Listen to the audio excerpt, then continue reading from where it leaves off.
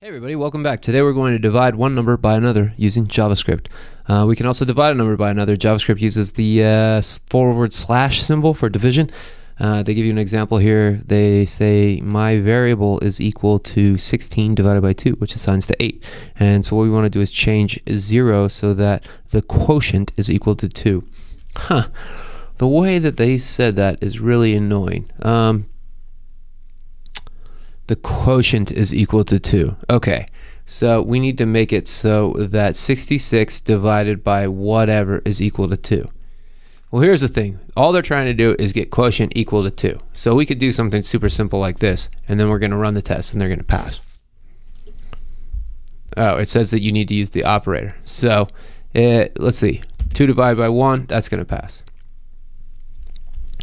Okay, so let's do it with 66, just for fun.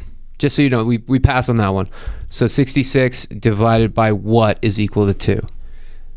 33, right? Okay, cool. So that is how you divide numbers using JavaScript.